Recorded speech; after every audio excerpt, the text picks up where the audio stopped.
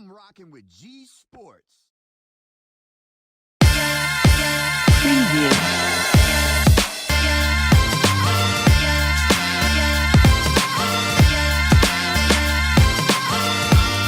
Top ranked point guard in the state of Louisiana, Cam Carter out of East Ascension High School, man. Cam, appreciate you for coming on the Zoom with me, man. Kind of talk about some ball and how you've been blowing up over the last month or so since you've been playing with New Orleans Elite and some of these AAU tournaments. Right. It's been crazy because I go from being unknown to being one of the top guards, like you said. It was crazy. All my hard work paying off, and it's truly a blessing. I remember, I think it was last summer, Xavier was your first offer. Very first. It was crazy how that went too. It was playing summer league at UNO, and he was there. He was kind of evaluating the thing, And Coach Mitch, he pointed me out. He was like, "Man, look, you better make this happen because he gonna blow." And it was just crazy how Coach Mitch, he kind of called it all out. And then I know Southeastern was your next offer. But take me through that timetable, Cam, man. Xavier, NAIA, Southeastern, D1, in the Southland Conference, and then Virginia Tech, Ole Miss, Mississippi State. Then you got Georgetown. You got offered by Patrick Ewing, a Hall of Famer. Right. Kind of get through your mind frame, man, over this last little month. When all has been going on, and how you've been kind of staying humble through it all, but still embracing all the publicity you've been getting, kind of. It still don't feel all of it real, like it's because it all happened so fast, and it's always been a dream, but not exactly here. Like Mississippi State, that's a school that I always wanted to go to. Now that I have it and it's real, it's just like, should I, and then you got to look into stuff like that and see what guards they have and what guards been out of there, and I gotta stay in shape, gotta work out every day, gotta get up and down, gotta, like all my coaches tell me, you gotta get your 2 miles in, so I get my and yeah. Right. Now, when it seemed like all this happened when you went to Atlanta with New Orleans Elite, and I know out there, man, did your thing. I saw it all over Twitter. A lot of people from the media was posting like different highlights of you and different write-ups about how you was, scoring the ball, playing good defense, making, having good vision on the court, just being an all-around point guard. What was it, about that tournament in Atlanta, man, that just kind of made your game go to another level? Like what, I didn't get to see all the highlights, but I'm pretty sure you must have put on the show throughout that whole weekend. Yeah, definitely. Really, I pray before every game. And I say a good prayer, and God answered my prayers. Because at first, my mom, she was telling me, "Nah, we're not going to Atlanta. We're not going to Atlanta." And I just had a great feeling about going. And I told her, "Mom, we go, you're not going to regret it." And she was like, "Let's do it." Why your mama didn't want you to go to Atlanta? Because of the COVID, things, kind of things on here. And I told her she wasn't going to regret it. And she said she saw something in my eyes, and she believed me. And look at me now. So what you told her to get her to change her mind and let you go? She just said she saw it in my face that I really wanted it, that I really wanted to go, and I did. Right.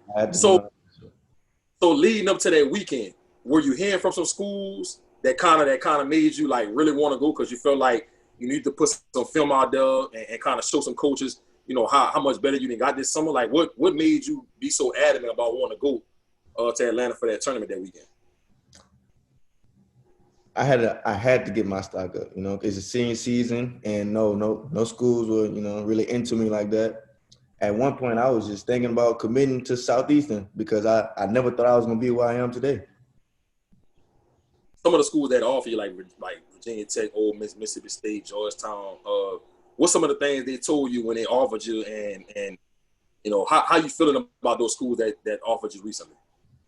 I feel good about them, and some things they'll tell me is some things that I really didn't know about myself. They say they see a lot in me, and they just were saying how, oh, you remember this pass that you made? Man, that's an NBA pass right there. And I'll just be like, man, really? Like I never saw that pass, and it's just my instincts. And they'll tell me how I think, and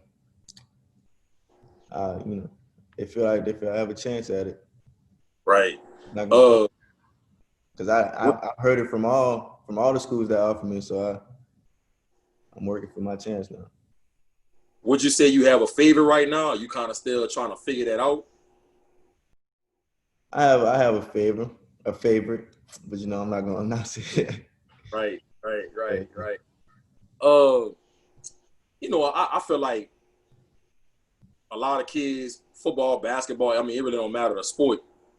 A lot of kids, when you coming up in high school, they pay attention to the rankings and people that get 3-star, 4-star, 5-star, people that's getting offers. Cam, kind of talk about your thought process when you got into high school and what your mindset was as far as like, did you ever think you could be a top ranked point guard in the state? Did you, or is this kind of like surprising that you at this point today? Just talk about your mindset coming into high school and I know you growing up, you seeing some of these like Javante Smart and them being ranked, playing the Jordan Brand Classic, the Jalen Cooks of the world. Like, just talk about your mindset coming into high school. Well, me coming up in high school, I always wanted to be like Jared and Javante, of course. And I always wanted to be, this many stars and that many stars. But last night I looked at my stars and it said 2. And I was just amazed. Like, I'm the only 2-star recruit that I know with offers like this, and not bragging, but stars don't mean anything. Right. I always thought stars meant the world, but it really doesn't mean anything. And that's my point. Because I feel like a lot of kids put a lot of stock into. And look, I was y'all age before. I understand. Like, you do want them stars, you do want to be ranked, just because, like, man, all the hard work you put in is being noticed now. But at the same time, how much importance do you really should be putting into it because at the end of the day, what really matter is what school you're gonna be able to commit to, and going that fits your skill set that's gonna help you thrive not only on the court but off the court. So, how you talk about how you matured in that area and just understanding like, yeah, I wouldn't mind being a 4 or 5-star, but really, it's really about getting the right type of schools recruiting. Right. I don't think about stars, while I'm working out. No one does. You're not working out to be a 5-star recruit or a 4-star recruit. You're working out to go to the next level. Right. That's how I kind of get over it. But what's some things that you kind of working on right now, going into your senior to take your game to a whole nother level, Cam? Getting stronger. Yeah. And gaining weight. And I haven't been in the gym as much as I should be, but when I get the gym access, I'm gonna start putting up more shots because the percentage is not all the way how I want it to be, but it's there. Right. Well, it's not there. Well, I don't take a lot of shots because I'm mostly getting my teammates involved, going to the goal, but I'll be way more deadly, if I can just pull up in your face and now I got you thinking, like, what are you gonna do? He gonna shoot up the screen, he gonna go to the goals, he gonna pass, have everybody thinking. So what's your take on HBCU schools recruiting I haven't been in the gym as much as I should be, and being a realistic when I get the gym access, I'm gonna start putting up more black shots. kids coming out of high school. The percentage is not. I love it all the way how I want it. Most families is there. Most African American families. I don't take a lot of shots. They go to HBCUs. I'm mostly getting my teammates involved. They don't play sports because they know they're gonna be way more care of. Basketball wise, pull up in your face and. I think it's crazy. I never thought Mikey Williams gonna look into an HBCU, gonna go to the goals, he gonna pass, school like that. Everybody thinking. So I don't know what school. It's just crazy. And I have a Southern. I have Southern. So I look into it. Right. I don't overlook no school. That's why when it's time to count down to my top 10 or depending on how many offers I get, it's gonna be hard, real hard. Right. What's your take on some kids kind of like not even giving an HBCU school a realistic option to even recruit you? Not saying you have to go to HBCU school, but I feel like some kids, black kids in particular, they don't even let an HBCU school be even an option for them when they come out of high school. Like, what's your take on that? They just look at the name and don't really know what the program have for them. And because you really and truly, if you I feel if you really who you say you are, who you think you are, you can go to any school and be who you think you are and go where you want to be. Yeah. Right. Gotcha. Cam Carter, former East Ascension point guard on the Zoom segment with G-Sportz. Now we about to get into the fun part of the segment is Cam. All right. Who is the toughest guard you ever went against? And why? Toughest guard. In high school or AAU or Don't matter. I'll say Gage Larvin. Riverside, man. He don't get tired and he just run around in circles like and he just don't get tired. And he gonna drop 40 easily. I think of him as a baby Jalen Cook. Yeah. The tournament in Jackson, in the 3 games, one game he scored 40. Scored 32. And then in the championship game on Sunday, he scored like 30. 20. Yeah. Oh, yeah, something like that, yeah. Yeah, something like that. Do a bucket. Yeah, I think he slept on. I don't know what everybody else thinking, but I mean, small guards are the tougher ones because they know they got to step up. And I think part of the reason with Gage, I tell kids all the time, when you play on one of these shoot circuit teams like a New Orleans Elite, like a Louisiana Elite, or with Livon or Randy Livingston, you give yourself so many more options to get recruited because ultimately that's who the college coaches, that's the teams they're looking at in Louisiana. Right. And like if you any kind of, and in my opinion, just because you don't play on one of them teams don't mean you're not a good player. But right. That's just how some college coaches look at it. They're looking at the shoot circuit teams. If you're not on that shoot circuit team, they're really not taking you too serious.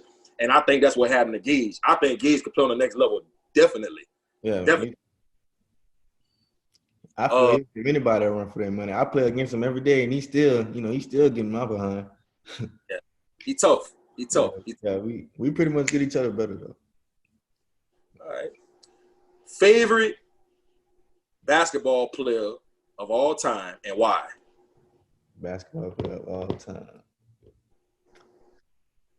I'm gonna go with this year. I'm gonna go PG. The way he moved, he's so smooth, and it's nothing he can't do. He play both sides of the ball. He bouncy. Even after his broken knee, leg, whatever it was, and he nice with it. Paul George is one of my favorite NBA players in the league. Him and John Wall, even though John Wall kind of both. We right on the money with it, both of them. John Wall fell off a little bit with the Achilles injury, so he tried to back. But Paul George and John Wall definitely my 2 favorite in the NBA right now. Definitely. By far. I'd take them 2 on the team before LeBron and KD. I just like their style of play. Me too. Yeah. Favorite NBA team of all time and why? Now, I don't really like the NBA like that, but because, I feel it's kind of fake. Everything, but all time. I just say the Warriors. I'm not even on the bandwagon. They was nice. They sharpshooters, all sharpshooters. You got Draymond D'ing up. You got Clay D'ing up. His defense was slept on too. Yeah. Definitely. Favorite sneaker? Jordan 1s, easily. That's a safe pick, man. Yeah. That's a safe pick, man. Look, the Jordan 1, that's a classic shoe, period. You know what I'm saying? Right now, I think I have about 10 or 11 pairs. Damn, you got me. I got like 7 pair of ones. I got like 7. All right. I have all kind of shoes. I stack the boxes, all my other Jordans, but the ones I got to put them on a rack, You got to show them a different type of treatment. Yeah. Respect. All right. Who you listening to in your headphones before a game start to get you hyped? Lil Durk. Lil Durk. He can give me hype. He can, calm my nerves. He can do it all for me. Most people say young boy. I mean, Lil Durk my number one right now. Lil Durk and Lil Baby, my number ones. All right. If you wasn't playing basketball, what would you want to do with your life? This right here, interview people or start a shoe business. Man, we might have to collab down the line, Cam, bro. We might have to collab, man. We got to collab on something down the line, man. Yeah. If you don't make it to the league or something, man, we got to come back and do business down the line, bro. Don't forget that, bro. No, I'm saying it right now. What the date is? It's August what? 17th. August 17th. I'm gonna come back to this date, bro. Down the line, bro. When you ready to get in the media, man, we got to collab on something straight up. You got to. All right. Now, it's a tough question I'm about to ask you. I don't want to put too much pressure on you. All right. Who is the best player in the state other than you? Other than me? Carlos Stewart. I like that pick. That pick. Yeah. All right. Cam Carter, former East Extension point guard on the G-Sportz Zoom today. Man, Cam, appreciate you for coming on, bro. Man, good luck to you on going to the prep school down there in Florida. I know you're going to do your thing. Man, keep me updated on what's going on. I wish the best for you, bro. Good luck to you with your recruiting process. But before you go, bro, you got to let everybody know who you're rocking with, man. Oh, G-Sportz. All right, Cam Carter, man. G-Sportz. We signing out. Appreciate you, Cam. All right. Appreciate it.